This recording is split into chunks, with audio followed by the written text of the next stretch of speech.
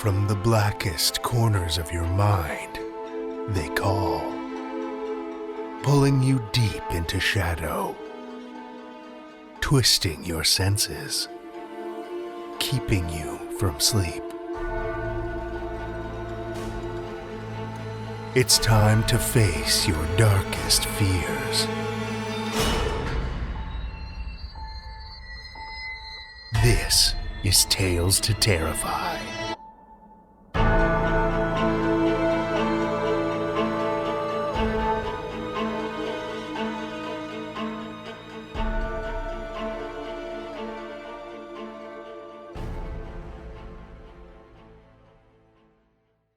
Good evening, children of the night, and welcome. I'm home from my jet setting and happy to dive back in. And for the record, Iceland absolutely did not disappoint. It's a hauntingly gorgeous place, the sort of rugged, fantastical beauty that makes it easy to believe that deadly sea serpents and murderous mountain trolls are just as real as you and I. In addition to soaking in the endless natural wonders, we even managed to sneak in a little, finger quotes, urban exploration, picking our way through an old abandoned farmhouse, complete with a musty, unsettling attic full of creepy knickknacks, a knee-high pile of rotting sheep's horns, and what looked like some hiker's abandoned belongings. And of course, no exploration of an abandoned building is complete without the unexplained bangings and a large crash from the depths of the empty house as we were leaving. If I had one regret from the trip, it's missing the Icelandic Museum of Witchcraft and Sorcery, which, among other things, has an authentic pair of necropants. Think the perfectly preserved, peeled skin of a man from the waist down. Kind of like a pair of human leather jeggings, complete with dangly bits. But that's a pretty small regret. We covered an incredible amount of ground while we were there, and I'd go back in a heartbeat. With September upon us, our submissions are officially in full swing. And not just for haunted houses either. Tales to Terrify is open for frightening fables of all flavors. Dark, disturbing tales to echo the chill that's begun to creep into the evening air. Our favorite spooky season isn't far off now, of course, and we'd love to get as many fresh terrors into the abattoir as possible. So, channel the encroaching darkness and funnel it into some tales to send our way. TalesToTerrify.com/submissions is your portal to the shadow realm of our submissions platform. This week, I'd like to extend our most ghastly gratitude to Peter Armstrong, the newest member of our twisted Patreon family. Thank you for lending your shadow to the darkness, Peter. Our blackened hearts ooze with appreciation. Patreon.com/TalesToTerrify is where you can go if you'd like to slide behind the veil with us. We have one tale for you this evening, which comes to us from Danielle Ackley-McPhail. Award-winning author, editor, and publisher, Danielle Ackley-McPhail has worked both sides of the publishing industry for longer than she cares to admit. In 2014, she joined forces with husband Mike McPhail and friend Greg Schauer to form her own publishing house, eSpec Books. Her published works include 7 novels: Yesterday's Dreams, Tomorrow's Memories, Today's Promise, The Halfling's Court, The Red Cap's Queen, Dare's Devils, and Baba Ali and the Clockwork Djinn, written with Day Al-Muhammad. She is also the author of the solo collections Eternal Wanderings, A Legacy of Stars, Consigned to the Sea, Flash in the Can, Transcendence, Between Darkness and Light, and the non-fiction writer's guides, The Literary Handyman, More Tips from the Literary Handyman, and LH Build-A-Book Workshop. She is the senior editor of the Badass Fairies anthology series, Gaslight and Grimm, Side of Good/Side of Evil, Afterpunk, and Footprints in the Stars. Her short stories are included in numerous other anthologies and collections. In addition to her literary acclaim, she crafts and sells original costume horns under the moniker The Horny Lady Custom Costume Horns, and homemade flavor-infused candied ginger under the brand of Ginger Kick at literary conventions on commission and wholesale. Danielle lives in New Jersey with her husband and fellow writer Mike McPhail, and 4 extremely spoiled cats. Children of the night, join me for Danielle Ackley-McPhail's Purgatory, first published in Hear Them Roar by Wilder Publication, 2006.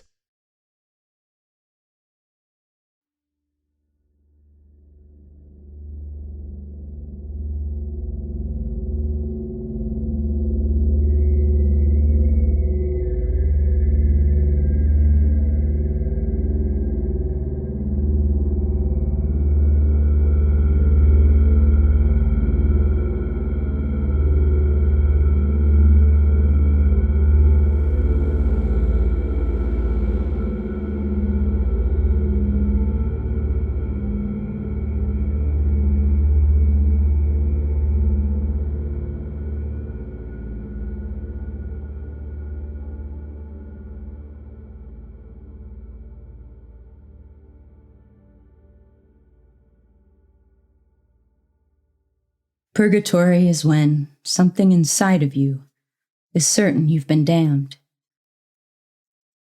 Hell is when it's right. Heat. Suffocating heat. I cannot breathe. My chest heaves and my hands claw frantically. I am burning up and I cannot fight free. Visions of fire crowd my panic-stricken mind.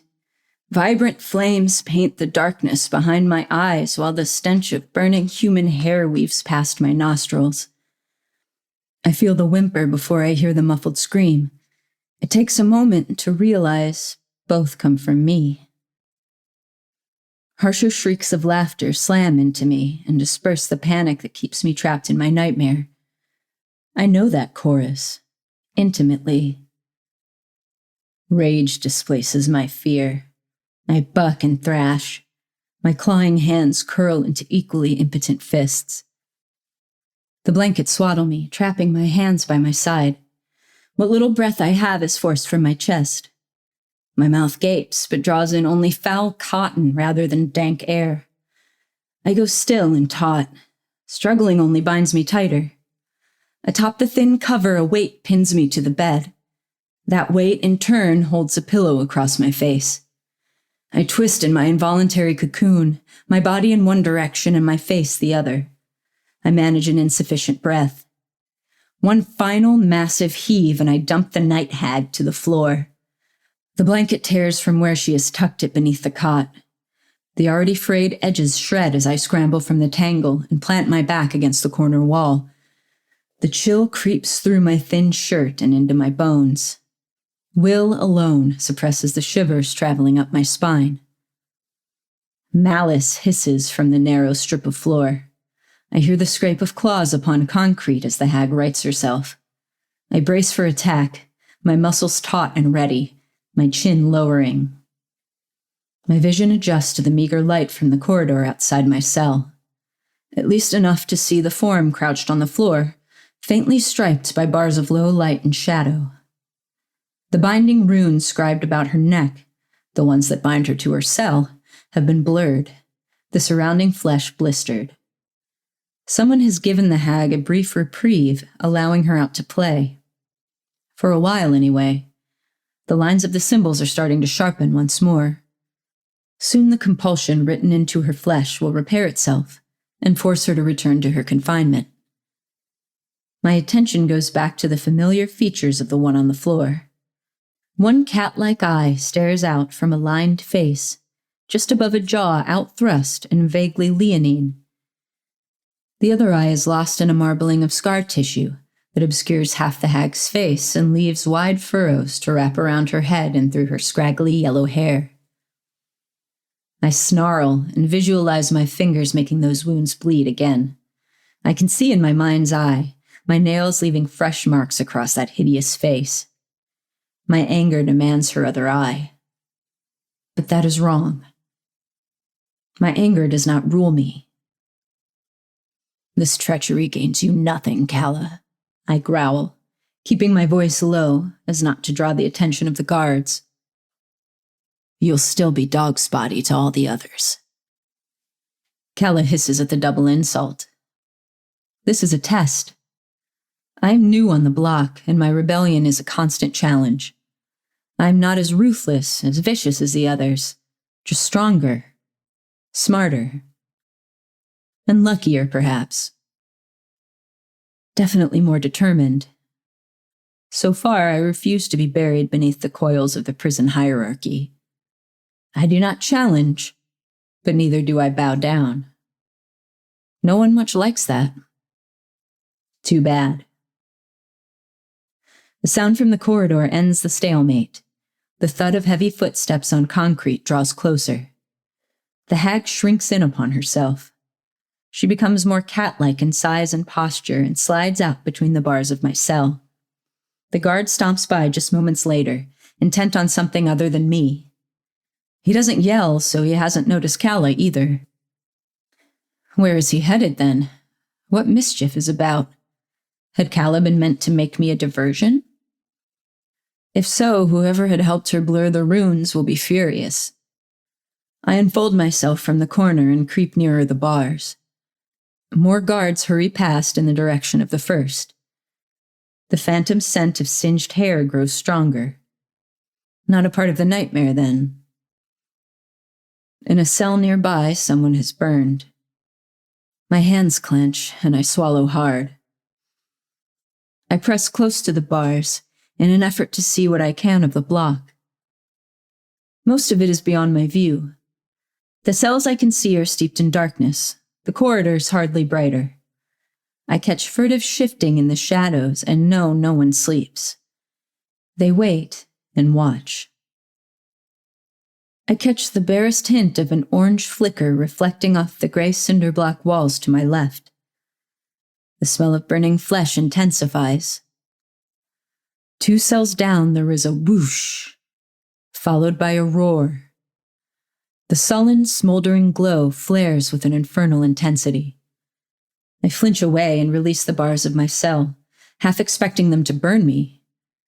I hear the laughter of the guards and fall back further into the shadow. Another flamer. It's almost getting boring. Oh, right, one gravelly voice grumbles. That's why you're the first to claim your spot in the pool, yeah? You're just chapped because he always takes the one you have your eye on, another guard laughs, and mostly wins. But what I want to know, the first guard says, ignoring the jab, is what happened to the variety? What do you expect? Once they give up hope, it's over. And they all pretty much believe in the same version these days, however much they believe at all. Enough already. Hearing this last voice, I slip back under the thin covers and turn toward the wall. The voice belongs to Serb, the guard in charge of the night shift. I lay there in the dark and strain my ears, hoping to hear the voices recede down the corridor. Instead, the footsteps stop outside my cell. I grit my teeth and fight for stillness, for the illusion of sleep. It is no good. Rouse a cleanup crew, starting with this one, seeing as she's awake. Serb orders before she disappears down the corridor. I flinch. My cell opens with a grate of metal on stone. I roll to a sitting position as the bars clang against the end of their track. Before the guards can enter the cell to rouse me, I am at the entrance waiting for my instruction, my face impassive. I know better than to give them cause to dispense worse treatment than they will already. The guards are massive, 3 times the breadth and height of a mortal man, though only twice the size of me. Even so, I keep my gaze averted, vague. I reserve my defiance for my fellow damned and leave the devils alone. As I stand there, the guard closest to me reaches out an enormous, thick-skinned hand. His flesh is the charcoal color that falls between a normal gray and true black. An obsidian claw tips each finger. All but one curls under. The one extended bites into the flesh at my neck and carves a caveat into my binding runes. The wound burns as if the claw tip is salt-coated. My pained hiss brings satisfying grins to the guards' faces. I fight to keep my lip from lifting in an answering snarl. Instead, I look down at the trickle of deep crimson drawn from my bruised black skin and mentally dub this guard Charclaw. After all, names have power, even those given by another. "Follow me," Charclaw rumbles. His gaze is flat and hard. Clearly, he hopes I will not comply. I am not stupid, or suicidal for that matter. I follow him to the cell 2 down from my own. The other guards break away, each heading for separate cells. A shifting in the shadows tells me those are occupied. The one in front of me is void of movement. No, not empty, though. Past the bars, I see the sullen glow of embers in the process of dying. I swallow hard. Charclaw mutters something, and a dull light fills the cell. The bars rattle open, but I go no closer. Nor will I, until I am ordered. Before the other guards return with the rest of the detail, I force myself to stare at the ashen outline of a body delineated on the unmarred cot. The term blast shadow comes to mind. Only this has substance. I clamp down on the urge to retch. I can already feel the fine, clinging motes coating my skin. My throat clogs with the ash that has yet to fill the air. I grit my teeth and force the phantom sensations away. I must impose control before I begin to feel my flesh crisp and end up screaming my weakness to my adversaries. The clang of cells opening sounds behind me. A sharp-drawn breath follows shortly, chased by the guards' mocking laughter. Someone has not borne the marking well. I feel the hard, discouraging expression I have cultivated around the other inmates automatically settle into place as they approach. My transformation does not go unnoticed. Several feet away, Charclaw smirks and flexes the finger with which he had marked me. Fresh agony spears from the gash. I set my teeth against making a sound, then hold my breath and wait out the pain. He seems mildly amused at the neutral gaze I turn to him. There is a taut moment between us. Then one of my fellow inmates mutters petulantly from inside the cell. "All of us? For this?" It is Calla. Calla is an idiot. Charclaw looks away from me. The pain from my wound instantly fades to a dull ache, but I do not relax. My eyes remain trained upon the guard and his expression. Yes, Calla is definitely an idiot. He takes one step forward. The hag instinctively cringes down, cowering by the cot. Charclaw sneers and his long arm snaps forward and angles up. The talons rake Calla across her withered chest. Blood sprays the walls of the cell and flicks upon all of us outside, a warm, salty sprinkle that burns like acid.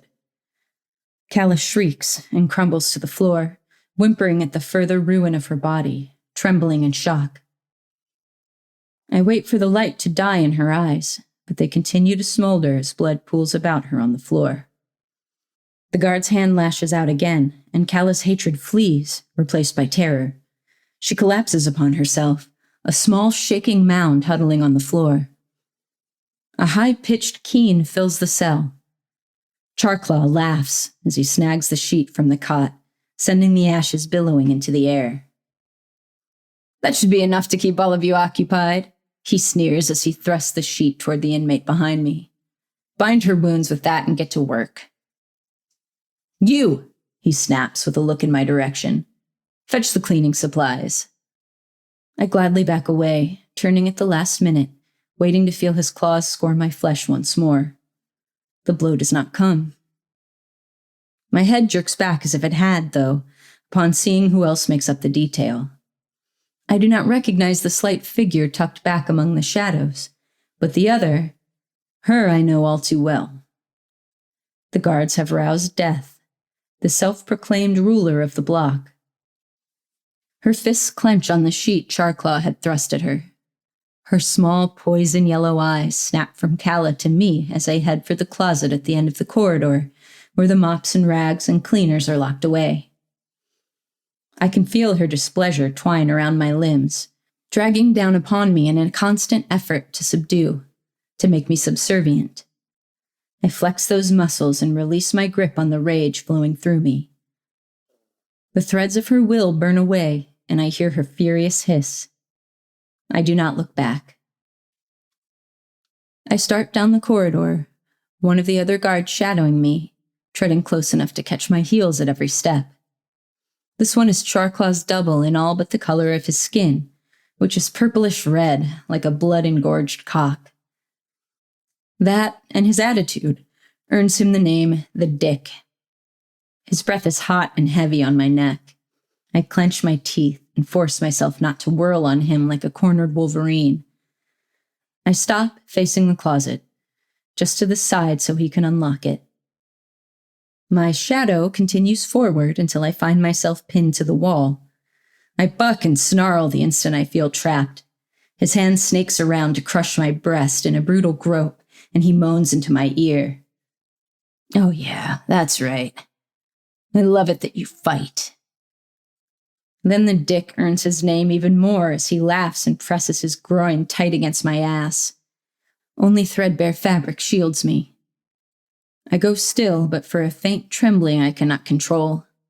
My jaw clenches tight against many curses as I struggle to distance myself inside, because there is no hope of doing so physically. The guard laughs again, his tongue flicking out across my cheek. Thick and sinuous, it strafes my flesh until it stings. "You had a little something there. A bit sour, but then it wasn't yours, was it?" "A pity, that." I jerk in disgust as I realize he has licked Calla's spattered blood from my skin. His tongue slides over me again, dipping into my ear suggestively. I cannot hold back my shudder.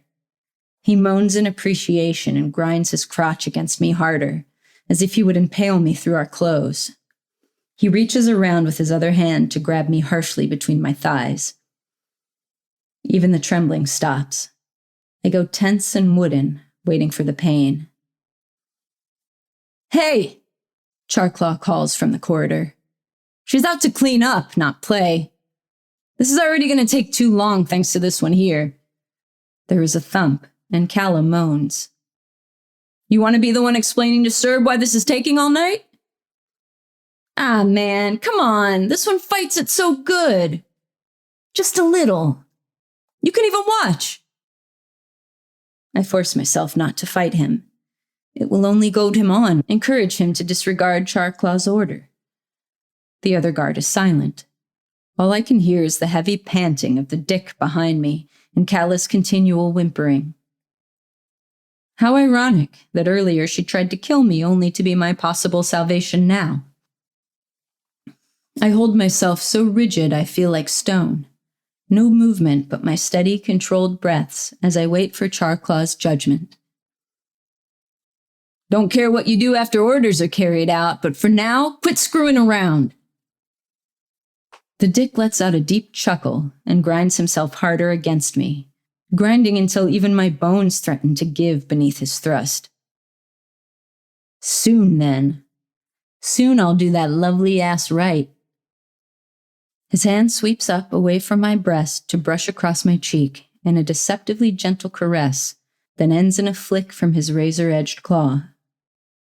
My head rings with his moan as his tongue flickers out to catch the trail of fresh blood.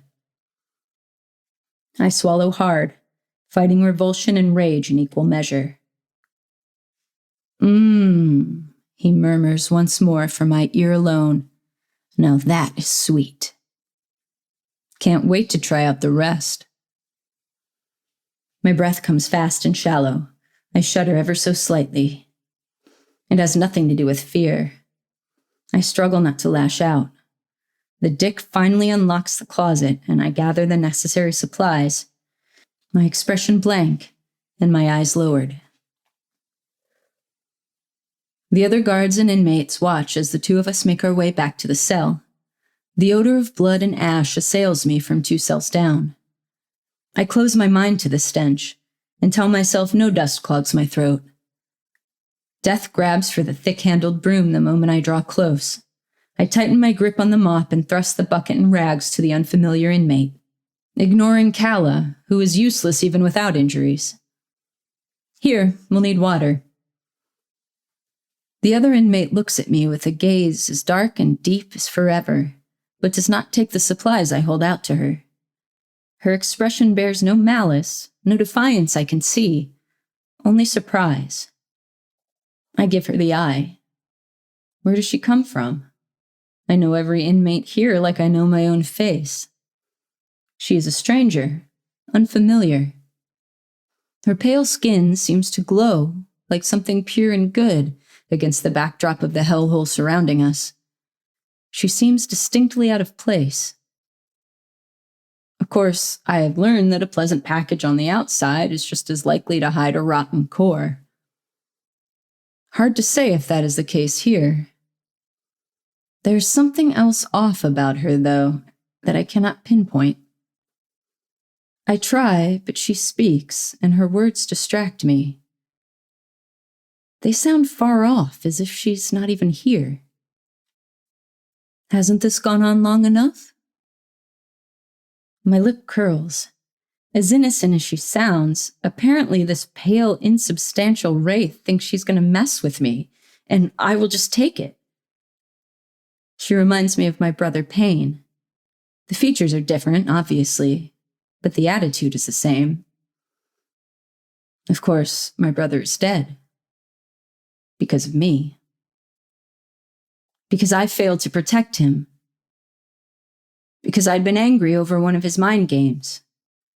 I'd had to watch as he burned. I do not like the reminder. Just take the friggin' bucket and fill it with water, I snarl. They tagged you for this detail, and you'll pull your weight like the rest of us. She ignores my words. Aren't you ready to come home? Oh, yeah, right. I spit at her, rattling the bucket with a hard shake. What are you, my conscience? Water! Now! Behind me, I hear Death laugh, followed by 2 warm, wet streams drenching the back of my hand and pelting the wooden sides of the bucket. I give the wraith a black look as the bottom of the container fills with rancid piss. Charclaw and the Dick burst out laughing as they shake the final drops off their cocks and slip them back into their pants. Now fill it up right before we finish filling it for you. I shoot a brutal look toward the wraith, silently promising retribution, as I never have before. I am shoved from behind, hard enough to slap the contents of the bucket down my legs. It is getting harder to keep silent, and harder still not to whirl upon my persecutors. Now, Charclaw roars, before I change my mind about letting my buddy here play first.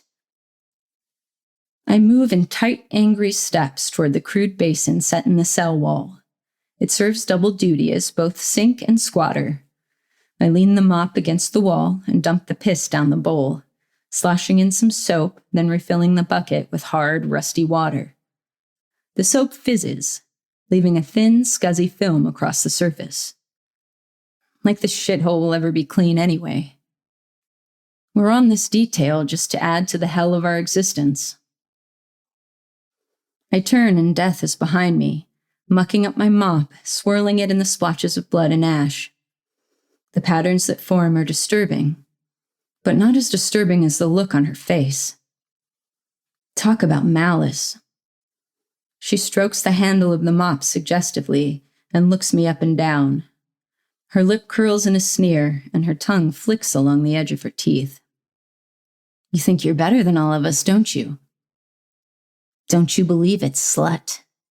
Death hisses, her mottled skin rippling as she gets up in my face. You'll lift your ass for him. Just like the rest, you'll take it. And whether you fight or not, you're giving him what he wants. He's going to teach you your place, and when he's done, I'm going to remind you what it is every chance I get. She strokes the handle once more, ending the motion a foot down the length. The look in her eyes goes bright and lethal as she flexes her powerful wrist. The wood snaps, and she slides the short piece into her pants, never taking her eyes off mine. She pats where it lays along her inner thigh, and then reaches out as if to stroke my cheek. I jerk back with a snarl. Death just laughs and rubs the bulge again. This here's for you. You think about that. Think about it a lot, sweetheart. You weren't smart enough to drop dead, so now you're gonna be my bitch after he's had his fun. She lets go of the mop, which falls against my chest. Reflexively, I grab it before the guards notice, covering the splintered end with my fist. Death laughs again and takes up her unblemished broom, turning her back on me as if I am no threat. I struggle not to leap forward and show her how wrong she is. My hand crushes the remaining mop handle until the sound of grinding wood fills the cell. 5 minutes. 5 minutes alone together, and death will never again haunt me. I fight the urge. My gaze drifts across the blood spatters and ash. It travels fleetingly over the guards, bullshitting outside the cell. I will not bring myself down to this. I refuse to let them twist me into something vicious and brutal. A few deep breaths, and the application of much willpower disperses the tide of fury threatening to overwhelm me. The dick never does get to play. By the time we mop up the blood and ash, restoring the cell to its former lackluster state, Serb returns. What's taking so long? She rumbles. I stand silently in the back. My hand hides the damaged mop handle from her view. I watch without staring as her dark ebony eyes scan the restored, uniform gray of worn stone, dingy mattress, and iron bars. Her hard gaze sharpens as it draws down once more on where we stand, coming to rest upon Charclaw. I try to read the expression in her flat, muscular face, looking for a clue in the widening jaw that gives this guard the unreadable look of a pit bull. All I can be sure of is I do not want her attention focused on me. I get the impression from the tick in Charclaw's jaw that he shares my sentiment. The crew took some persuading. Well, they've persuaded themselves out of their morning meal. Breakfast hour is over. Get them down to the yard. Silently, I gather the cleaning supplies, hiding the broken handle behind the bristles of the upturned broom.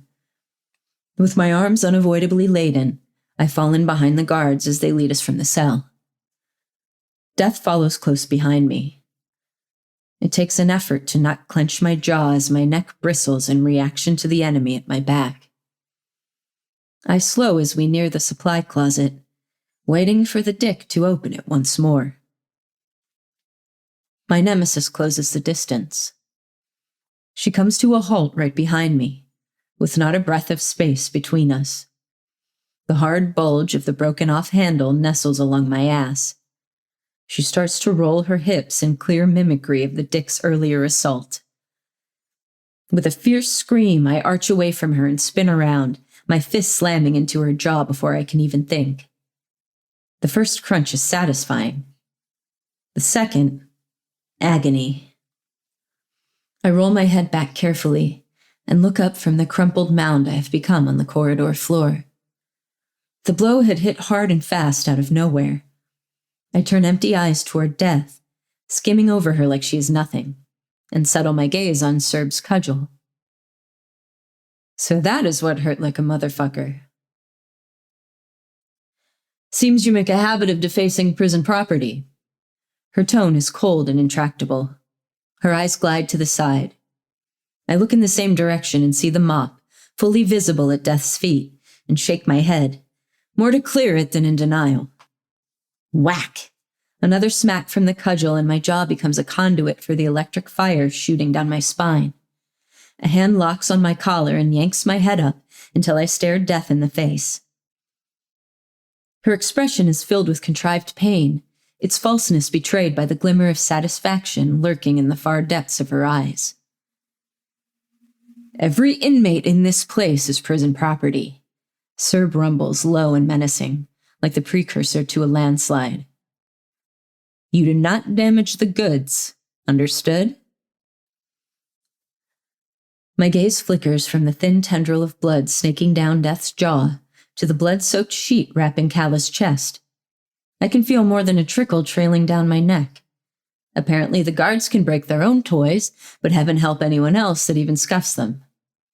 I clench my jaw and fight down my fury, internalizing the infernal burn. Letting it show would be like placing a weapon in Death's hand, or begging Serb to strike me down again. Neither bitch needs any help from me. Understood?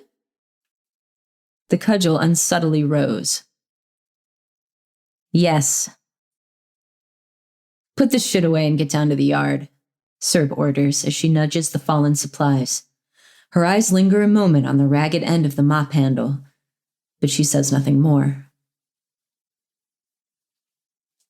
The yard. I hate it. The yard is where Death and her rivals hold court. Death rules her block ruthlessly and against any opposition, as did the others. They have to, or they will be pulled down. That's why I piss Death off. I never really challenge her. I merely decline to play prison politics.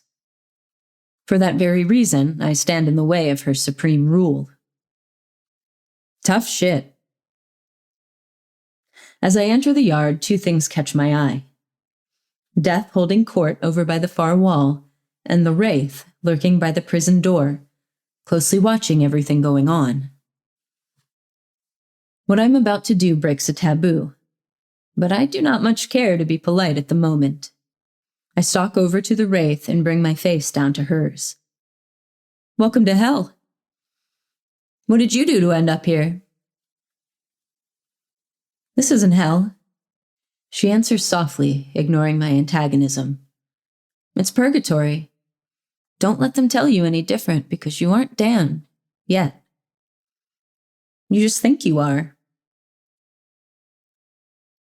The look she gives me is intent. Her eyes shimmer with purity and compassion, neither of which I buy, and her lips draw down ever so slightly in a frown. You balance on the edge. That's why they push you so hard. A harsh bark of laughter slips past my lips. Wasn't that a nice and delusional analogy? Next thing you know, you'll be telling me everything is really sunshine and posies and this is a bad dream. With a sneer tugging at my mouth, I turn my back on her and make my way to the far corner, away from Death and away from the Wraith and as alone as I can be in a crowded prison yard. I wipe my face of expression and settle back to watch the show. No doubt there will be one, there always is of some sort or another. Posturing and power plays abound. I might not participate, but I would be a fool to ignore the subtle shifts going on around me. The crowd around Death is thick this day. They hover like crows outside a slaughterhouse. Some shift closer, craning their necks and wrapped in eager fascination. Others stand taut and still, their eyes darting uneasily away and back again, as if they watch in spite of themselves. The murmurs of the crowd reach me clear across the courtyard. The sound of something hard repeatedly slamming something soft follows, entwining with pained gasps that fall away to whimpers. My head goes up and my shoulders tense. With each hit, the wounds gained by Serb's hand throb in sympathy. My flaring nostrils draw the tang of copper from the air until I taste it on my tongue. I cannot see it for myself, but blood is being drawn, spattering in the dust of the yard, clotting the air. Shrieks rise high, familiar shrieks. Calla, paying for her failure, paying for her stupidity with the guards, paying for each breath I continue to draw and the rape I have so far escaped. My jaw grinds with a sound like rock crushing rock. Tension sings through my limbs, and I find myself stepping away from the wall. Calla suffers because of me. She might very well die in the dust surrounded by the ghouls watching on. I have been here before, faced with this conflict. I take a step forward as guilt again twists my gut. No, she tried to kill me last night. She will try again if she survives death's beating. So what if she has, for now, saved me from the dick? That was through her own stupidity rather than any purposeful effort on her part. I force myself to relax, to remain where I am. I owe Calla nothing. I tell myself that over and over, yet what I hear are the wraith's words drifting through my thoughts, like mist rising from the moist ground. You aren't damned. Yet. Not yet. I try to remind myself she is delusional. Like I have any reason to believe her. Knowing my own sins, belief is nearly impossible. But believe her or not, and no matter my offenses in the past, I'm not like the others.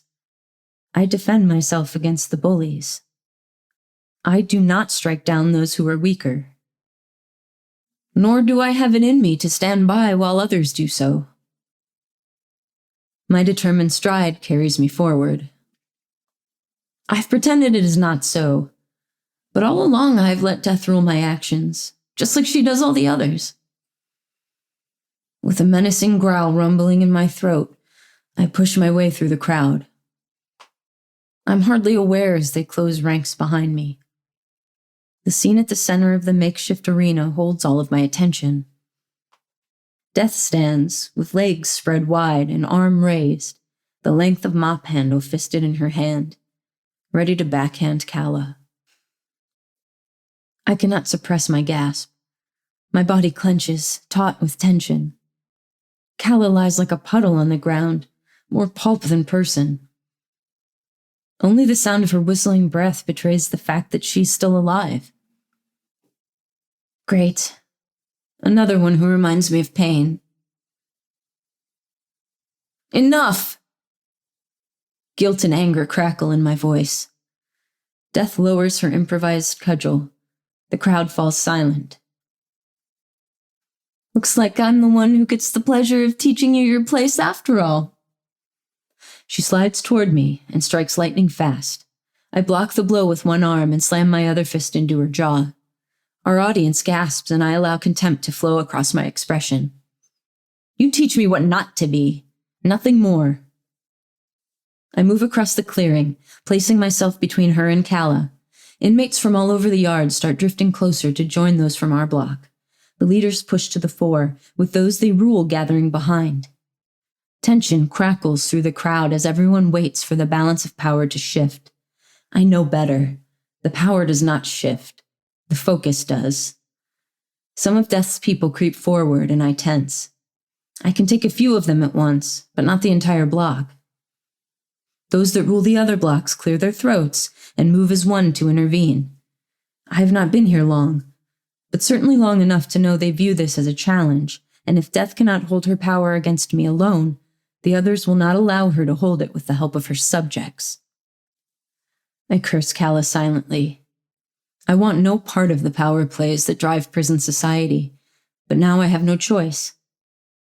I should have ignored Death's punishment circle, but no matter how treacherous Calla is, she does not deserve such brutality.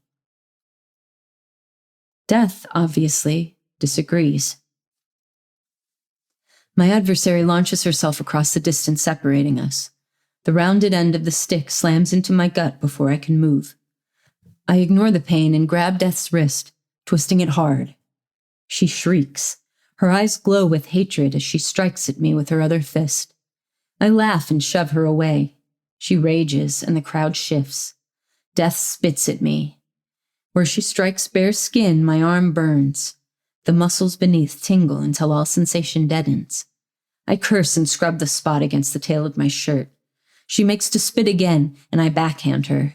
An angry hiss splits the air, and Death launches a physical attack, engaging everything from fists and improvised cudgel to her powerful legs. I evade what I can and bear the blows that strike with an empty expression, giving her nothing. She makes to pummel my face with the wooden cudgel. I pull back only to gasp with shock. A ribbon of agony slices down my cheek. Burning drops fall from my jaw, and the smell of fresh blood floods my senses.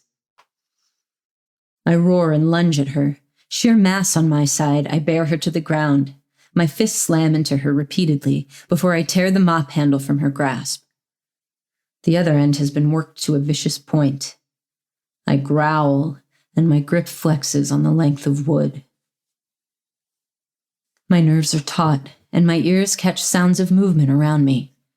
Pinning Death to the ground with one massive hand wrapped around her throat and the weight of my body crushed against her torso, I turn my head to gauge the secondary threat. Our clearing has grown smaller. I give the crowd a quelling look. Let them see the menace swirling beneath my skin. A wave of unease sweeps through them. I take in the nervous shifting, stare down a few baleful glares. I turn my gaze back toward Death.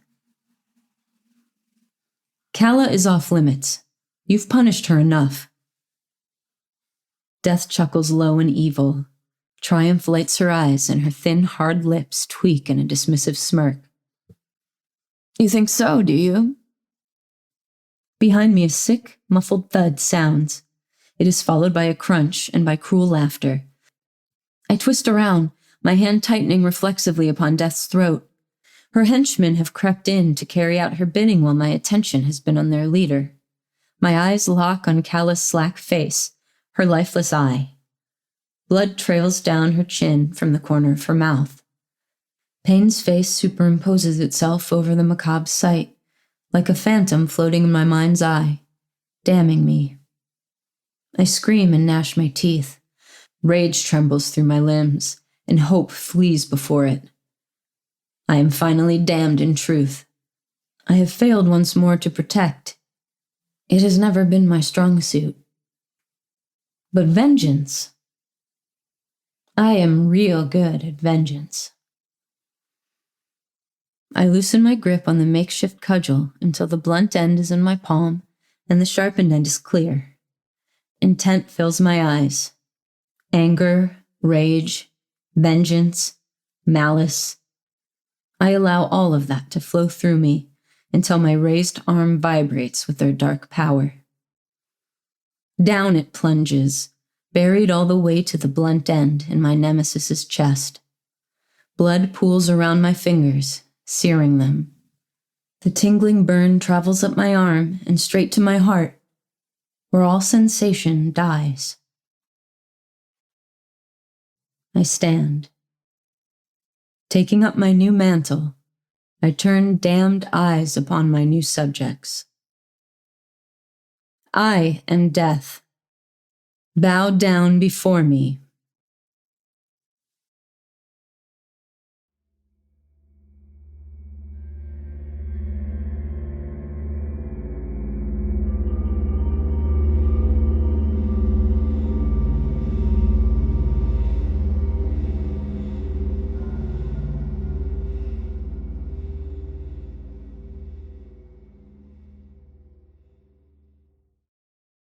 That was Danielle Ackley-McPhail's Purgatory, as read by Amy Paonessa.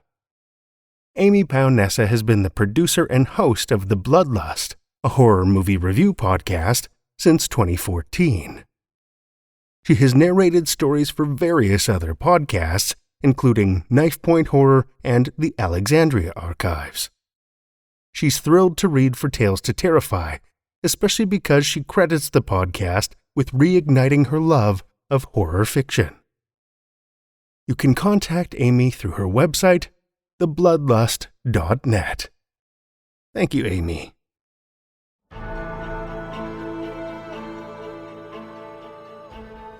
Well, children of the night, The hour is late, and we've run out of tales to tell. For now. Tales to Terrify is made possible by the tremendous generosity of our supporters on Patreon and PayPal. Incredible fans like Kathy Robinson and Amanda Gottfried, whose generous support helps keep the lights on and flickering ominously. Not a supporter already? Head over to patreon.com/Tales to Terrify, where you'll find all kinds of perks like ad-free and extended episodes, bonus content, and one-of-a-kind collectibles and merch packs. Every dollar goes back into this show to make it as horrific as possible, and we appreciate it so much.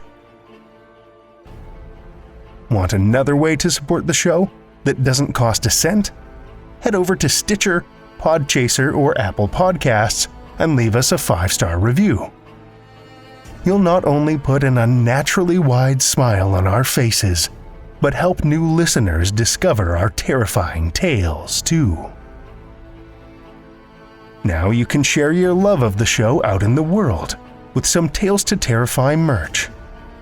TalesToTerrify.com/merch will take you to our TeePublic store, where we've got a great collection of creepy custom and curated designs that's always growing, so check back often.